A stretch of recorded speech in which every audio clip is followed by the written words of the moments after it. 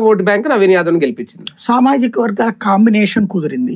రెండవది ఏంటంటే ఇప్పుడు ఓడించి సాధించేది ఏంటి అన్నటువంటి స్థానిక తెలుగువరుల యొక్క ఆలోచన. ఇప్పుడు ఇంకా 3 ఏళ్ళు ఉంది. ఇప్పుడు వీళ్ళని ఓడించడం వల్ల స్థానిక ప్రజలు సాధించేది ఏంటి? కొంత నిర్లక్ష్యం అవుతుంది. ఇంకా అంటే అక్కడ డెవలప్మెంటల్ యాక్టివిటీస్ మందకొడిగా సాగుతాయి. అదే గెలిపించారనుకోండి, అక్కడ వీళ్ళు ఇప్పుడు హామీలు ఇచ్చాడు కదా ఎలక్షన్ అప్పుడు అది చేస్తాను, అది చేయడం కనీసం 20-30% అన్న చేస్తారు. అదే ఓడగొడితే అసలు చేయరు బేసిక్ గా. అది ఒక ఆస్పెక్ట్.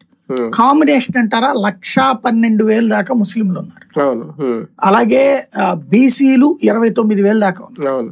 ఖమ్మం 32,000 దాకా ఉన్నారు. రెడ్డి 27,000 దాకా ఉన్నారు.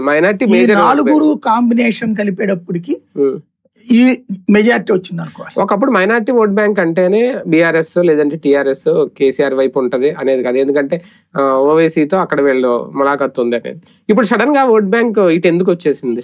మీకు దానికి Congress party thanks to BJP చెప్పుకోవాలి. బీజేపీకా? ఎందుకంటే బికాస్ ఆఫ్ బీజేపీ పోలరైజేషన్ జరుగుతుంది కాంగ్రెస్ వైపు దేశవ్యాప్తంగా.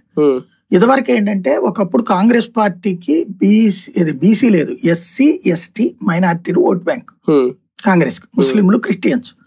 సుదీర్ఘకాలం పాటు అదే నడిపించింది. అసలు నెహ్రూ దగ్గర నుంచి రాజీవ్ గాంధీ దాకా అధికారంలోకి రావడానికి కారణం అదే అయింది. రాజీవ్ మరణం తర్వాత కాంగ్రెస్ పార్టీ పివి నరసింహారావు చేతికి వెళ్ళిన సందర్భంలో బాబరీ ఇన్సిడెంట్ జరిగింది.